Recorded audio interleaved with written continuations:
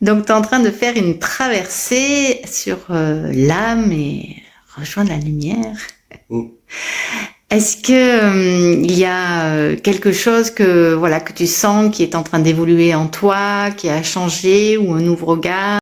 Alors c'est vrai que moi ça se fait plutôt par, je dirais, il n'y a pas de choc, en fait ça se fait doucement, donc je n'ai pas conscience de tout, mais c'est vrai que je sens au niveau de la verticalité, j'allais dire, d'arriver un peu au plus profond en fait de ma réalité à moi, en fait, ma vérité en tant qu'être, et d'arriver justement à me concentrer plus sur cela, sur ma lumière, et donc d'avoir une meilleure, je dirais, un meilleur discernement dans mes décisions, je dirais, dans la vie. Il reste encore beaucoup de parcours, mais c'est vrai que voilà, je sens que ça se concentre de plus en plus, dans le bon sens du terme.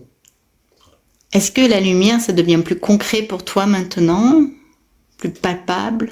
Oui. Alors, ça reste, voilà, on est encore au début du parcours, et c'est vrai que souvent ça se fait par bribes, mais souvent après sur les choses extérieures, on va dire que on dirait que le monde va plus dans notre sens. C'est vrai que des fois un peu la vie va on a l'impression de ne plus être un poisson qui va à contresens du courant. Donc c'est vrai que il y a moins d'efforts en fait, et on sent que prendre une décision n'est plus une difficulté, mais plus un éclaircissement. Prendre des décisions, on n'a pas besoin d'attendre une demi-journée. Moi, je sais, je suis ingénieur, donc je réfléchis beaucoup au départ, en fait. Et là, c'est vrai que tout n'est pas parfait, mais cependant, c'est vrai que pour prendre des décisions, c'est assez simple, puisqu'aussi il y a une régulation des émotions. Donc, on n'est plus en proie à ces émotions. Oui, non, j'ai peur. En fait, donc on va tout de suite droit au but pour prendre une décision. En fait, on n'a plus cet aspect émotionnel qui vient faire déborder le vase, et donc forcément, on voit mieux vers quelle direction on va.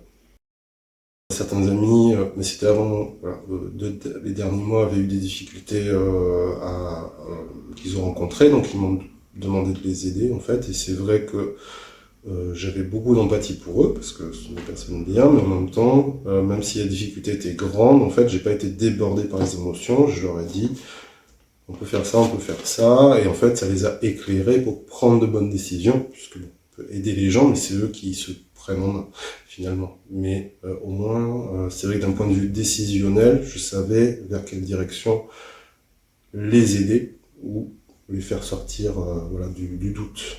Et aussi moins de conflits, en fait, parce que c'est vrai, quand on est plus en paix intérieurement, ça se transmet aux autres, notamment aux amis. Donc forcément, on est dans un climat plus serein. Voilà, il y a moins de conflits, moins d'ego, en fait. Donc c'est plus simple. On va tout de suite à l'essentiel, en fait. Donc il y a plus d'intensité et moins de conflits. Oui, mais il y avait notamment la grotte de l'Apocalypse. C'est vrai que moi j'ai une particularité, je ne suis pas, voilà, je suis assez profane en termes de religion, donc j'ai pas toute la culture, je dirais, ancestrale, voilà, des textes sacrés, comme d'autres peuvent l'avoir, mais c'est vrai que quand on est dans le lieu, on voit comment se font les choses, et en étant patient et attentif, on voit des réponses émerger en fait. Donc c'est vrai qu'il faut se placer au bon endroit, il faut savoir attendre, on ressent le lieu en fait, et ensuite on recueille des réponses plus ou moins concrètes, mais c'est vrai qu'ils résonnent généralement avec d'autres éclairages qu'on a eu précédemment ou après. Donc il y a des choses, c'est toujours petit à petit, hein, c'est des petites marches tous les jours. Mais après, à la fin, on se dit, ah oui, c'était vraiment un éclaircissement.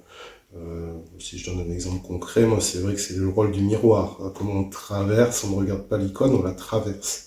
Donc c'est vrai que je voyais les gens passer devant les icônes, en fait, et ils regardaient juste l'icône, en fait. Et moi j'avais vu un angle, je m'étais placé à un certain endroit et je voyais à travers, je voulais voir ce qu'il y avait derrière. Et là je me suis dit, ah ben oui, c'est ça le miroir, en fait. Ben, le miroir, il faut savoir le regarder, mais il faut savoir le traverser. Donc ça c'est un exemple de la vie. J'ai senti que fois, mais c'est vrai que j'étais au bon endroit au bon moment, et les choses euh, se passaient comme elles devaient se passer. Et ça, c'est pas... oui, le changement, en fait, après, souvent on se prépare avant, et après, il faut vivre le moment. Le moment, en fait, correspondait bien. Il y avait le sens, le fond et la forme. Et en fait, ça fait traverser le moment d'une certaine façon.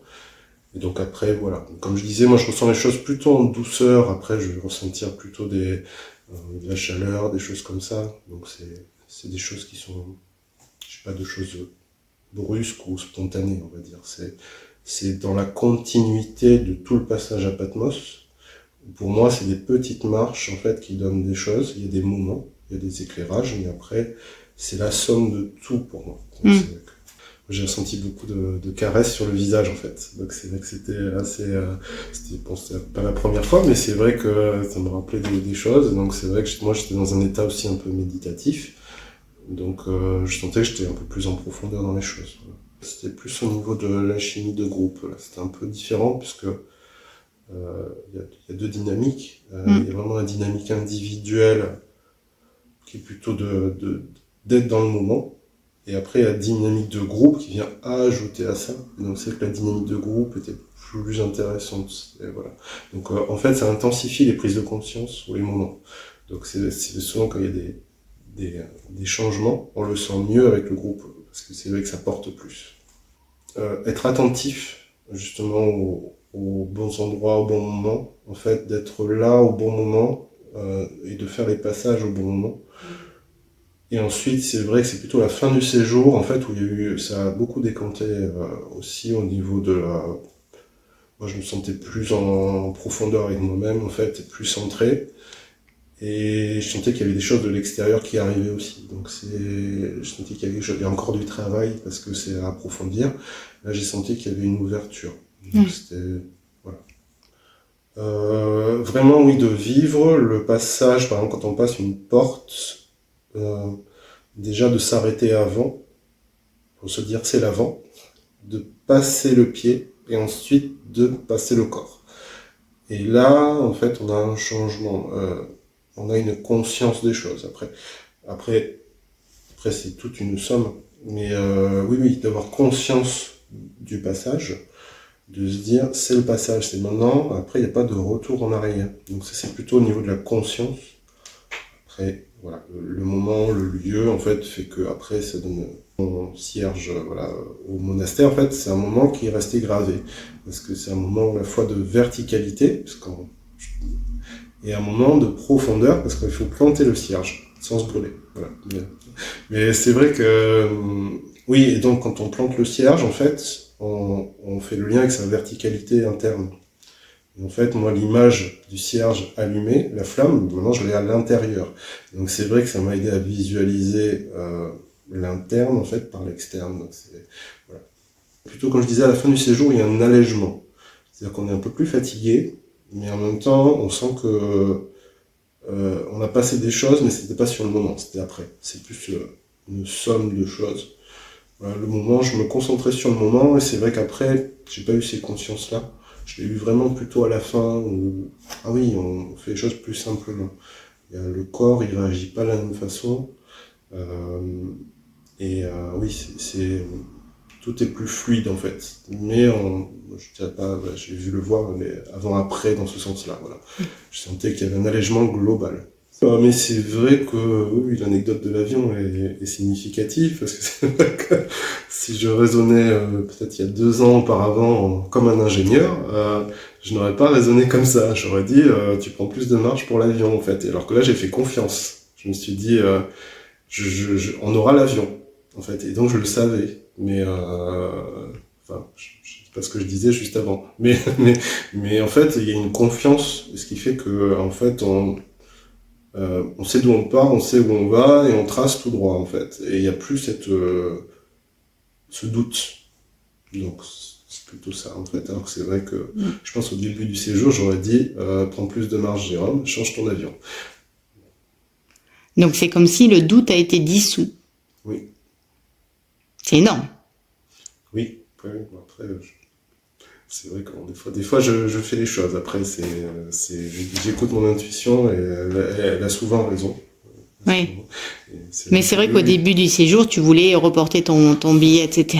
Et après, tu as totalement... le taxi nous avait indiqué que c'était pas possible, ça allait pas passer. Donc, et normalement, c'est vrai que les premiers jours, je me suis dit, je vais attendre pour changer mon avion. Et à la fin, je me suis dit, non, ça va passer. Donc, en fait, après, la vie a fait que c'est passé. Donc, est-ce que ce que tu appelles confiance, tu vois, c'est plus finalement comme si les obstacles, tu vois, que le taxi dit que ceci et que toi, les obstacles qui étaient à l'intérieur finalement se sont effondrés ou dissous, ont disparu, qui fait que tu as pu tracer tout droit et que ça a été nickel. Donc comme si effectivement l'énergie qui était avant peut-être dominante à bloquer ou mettre des étapes, des trucs, se voilait. Là, ça a totalement fait abandonner tout ça. Oui, dans ce sens-là, oui, c'est symbolique, mais c'est vrai que, sachant que le premier avion était symbolique, mais a été important pour la suite, mais oui, tout à fait. Il n'y avait pas de doute, il n'y avait pas de doute, il y avait pas l'avion, j'allais prendre l'avion en fait. Donc c'est vrai que oui, il n'y avait plus cette notion-là d'obstacle. Il n'y avait plus de notion. Je sais que j'allais d'un point A à un point B et que j'allais arriver à Bordeaux à l'heure. Et en fait, voilà. Mais je peux pas expliquer comment. Mais je sais que il faut suivre le courant, voilà. Oui, mais t'as pas cherché à comprendre non plus, mais c'était évident, quoi. Et du coup, ça enlève tout un paquet de stress. Oui, des choses comme ça. Et j'arrive dans des aéroports que je ne connais pas, à Paris, etc., en Grèce. En fait, je trace. Alors que, voilà, pour qui connaît l'aéroport Charles de Gaulle, on trace pas. On regarde où on va. Et en fait, je me suis dit, ça va passer. Donc c'est passé. Donc c'est pas explicable, mais c'est comme ça. Après, c'est vraiment on dissout les petits, je dirais pas les gros cailloux, mais les petits cailloux qu'on a souvent au fond de la chaussure. En fait, on les dissout. Donc après, on est et on fait. On n'est plus dans la procrastination. Donc on fait, on dit voilà, ça va se passer. Voilà, je veux que ça se passe comme ça se passe comme ça. Voilà. Oui, comme s'il y avait quelque chose qui s'était raccordé avec la vie et qui fait que tu es sur un tapis... Oui, quoi qu'il arrive, il y a un filet de sécurité, ça va passer. Donc c'est vrai que... Non, mais c'est pas si évident pour un ingénieur de penser comme ça. Mais c'est vrai que ça génère... il y a quelques mois, je pense que ça aurait pu générer du stress. Parce que quand on est en dualité, justement... Ah oui, mais peut-être que j'ai tort. On se dit toujours peut-être que j'ai tort en fait. Comment peux être sûr que... Et en fait, quand on a plus ces cailloux-là, en fait, on fait les choses. On se dit des fois, mais il n'y a pas de marge de sécurité, alors qu'on doit toujours prendre de la marge de sécurité. Mais là, il n'y en avait pas en fait. Mais malgré tout, ça passe. Donc c'est vrai que c'est je dirais réflexion. C'est vraiment faire confiance à la vie. Et on va dire comme sur un tapis roulant, en fait, il faut prendre le tapis roulant, en fait, et on arrive où on veut aller. Mais c'est vrai que c'est beaucoup de confiance, après, de se dire on est porté. Mais j'ai l'impression qu'en fait, c'est pas lié à la confiance. Non. C'est autre chose, j'ai l'impression. Oui, c'est vrai que... Parce que c'est une évidence, ou enfin, tu vois, comme s'il y avait Oui, c'est quelque chose qui bascule du bon côté. C'est comme si on tirait je dis toujours une pièce de monnaie, on peut tomber 50% d'un côté et de l'autre. C'est comme si c'était sûr, ça allait tomber sur pile à chaque fois. C'est vrai que il faut vraiment avoir confiance en soi enfin, il faut vraiment, peut-être avoir la vision de ce qui va se passer d'une certaine façon, de se dire l'avion on va le prendre en fait. Et en fait, comme j'étais sûr que je prenais l'avion, j'avais plus qu'à aller à l'avion. Donc je sais pas comment expliquer. Je reste humble, mais c'est vrai que je dis, je me vois dans l'avion, donc je prends l'avion. Donc voilà. Donc après voilà. Est-ce que c'est une forme de clarté qui est là, qui n'était pas là avant? Parce que s'il y a une confiance, ça veut dire qu'il y a un manque de confiance et que tu as choisi d'aller vers la confiance. Or là, c'est plus un manque, c'est plus une confiance, c'est une clarté. Oui, c'est une clarté. Oui, c'est dans ce sens-là. Moi, c'est vrai que j'ai une capacité à voir certaines choses, mais avant, quand je voyais, c'est pas que je faisais pas... Euh, euh, je voyais, quand je vois une trajectoire ou un objectif, en fait, je vois souvent les obstacles qui vont avec. Alors que là, pas d'obstacle. C'est-à-dire qu'on est sûr à 100% d'y aller et ça rentre quoi qu'il arrive. Donc c'est vrai que c'est autre chose. Là aussi, la vision claire, mais surtout on dégage les obstacles. C'est-à-dire que les obstacles, on sait que c'est ce chemin-là, pas un autre. Donc oui, c'est une vision claire. Mais c'est vrai que c'est surtout ne pas revenir en arrière ou ne pas se dire il va arriver telle chose de mauvaise. Non, parce qu'on est sur le bon chemin. Donc c'est ce chemin-là, c'est pas un autre. Voilà, on parlait du passage, c'est ce chemin-là, c'est pas un autre. Donc Donc une certitude en fait, d'être sur là où ça doit être, pas là où tu crois que tu sais que c'est là. Je compare souvent avec l'archer, en fait, qui vise. Par exemple, un animal, en fait, mais qui bouge, et il va arriver dans la trajectoire au moment, en conjonction de moment et de tension au niveau de l'arc, et il va lâcher la flèche au moment où il sait que ça va arriver. On ne peut pas l'expliquer, il le sait. Voilà, c'est tout. Et en fait, ça se fait. Donc, c'est pas explicable, on va dire, mais ça se fait, voilà. Mais oui, mais est-ce que c'est parce que justement à l'intérieur de toi, il y a quelque chose qui part de ton centre? Oui. Tu vois, qu'avant, ça partait pas de ton centre, et là, tout à coup, le centre est... Oui, si on est centré, on n'a pas le besoin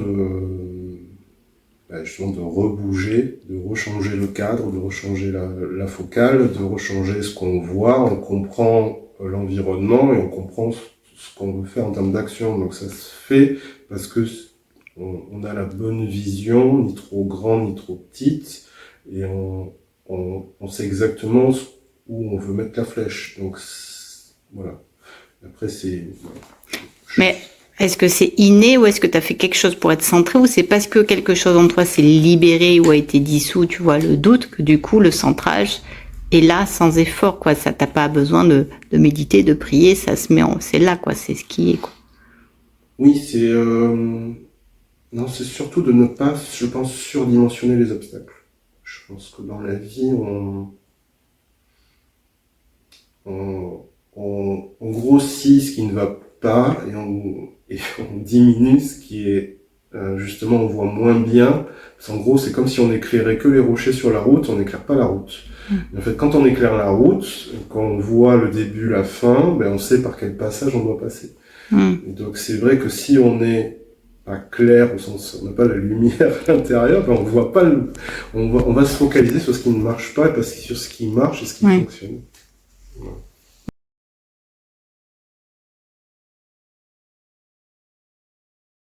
En fait, ce parcours, ça aide à comprendre justement ce qui va nous bloquer, tous nos obstacles, en fait, faire le tri comme un puzzle entre ce qui nous tire vers le bas, nos peurs et un peu nos atouts, nos compréhensions, nos savoir-faire, nos talents. Et ensuite, après, de justement monter les marches, mais en étant soi-même. Donc en fait, cette vérité, on l'a déjà, il a juste besoin de l'éclairer. Alors, c'est un jeu de mots avec la lumière, mais de mettre le doigt dessus pour avancer dans la vie. Donc c'est vrai que souvent, comme je disais, on voit beaucoup les obstacles, les peurs, l'extérieur du monde, et il faut en fait justement faire ce genre de parcours pour revenir sur son centre de gravité personnel au sens de l'esprit, de la conscience, pour pouvoir avancer dans la vie et se dire non, ces obstacles c'est juste une illusion, ça c'est vrai, ça c'est pas vrai en fait, et de comprendre par où on doit passer. Et donc je dirais d'avoir une vie un peu plus agréable dans le sens plus de sérénité en fait. Donc ce genre de parcours aide à ça. Parce que on a un meilleur discernement sur son vrai soi. Et c'est vrai qu'une fois qu'on connaît son vrai soi, on va beaucoup plus vite parce qu'on sait où on a envie d'aller. Donc c'est beaucoup plus simple en fait, on n'est plus dans une bataille intérieure. Est-ce qu'il y a quelque chose, que tu as trouvé ici, que t'es venu parce qu'il y a quelque chose d'unique que t'as pas trouvé ailleurs? Est-ce qu'il y a, tu vois, dans ce parcours ou avec moi, parce que tu me connaissais pas en fait, à part avoir lu un livre, mais t'es venu avec une inconnue. Je suis pas un spécialiste de spiritualité, donc c'est vrai que moi j'ai évolué plutôt. Après c'est par les rencontres, par les expériences. Il faut aussi un peu regarder dans les livres, voir les choses, le discernement. Mm-hmm. Non, après moi disons que je fais confiance à l'humain aussi. Voilà, on n'est pas des êtres spirituels ou terrestres, on est des êtres entiers. Il faut faire confiance, il faut rencontrer les gens pour comprendre qui ils sont. Après, quel que soit le domaine. Donc, c'est ça qui fait que voilà, les gens ont leur libre arbitre et en fait, il faut parler, il faut demander, il faut poser des questions, il faut dire non, je suis pas prêt, ah non, c'est trop complexe, expliquez-moi mieux. Des fois on comprend, des fois on dit non, des fois on dit oui. Et après, c'est chacun son libre arbitre. Donc, c'est important, mais c'est vrai que de rencontrer Carole, forcément, c'est plus simple dans le sens où, étant donné le moment de ma vie et le moment de ce qu'elle voulait faire, ça correspondait. Voilà. Je ne peux pas expliquer.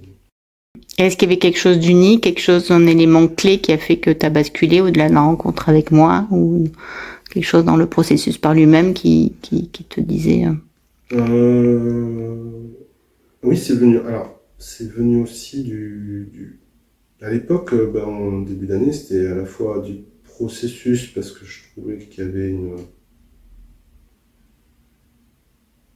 cohérence dans le sens. Bon, je dis ça, hein, voilà, de ma vision. Ça allait dans le même sens où je voulais aller. C'est-à-dire que la spiritualité n'est pas faite pour rester dans les nuages et dans la réflexion. Elle est faite pour changer sa vie. Et à partir de ça, c'est vraiment le point de jonction avec ce que je souhaite accomplir.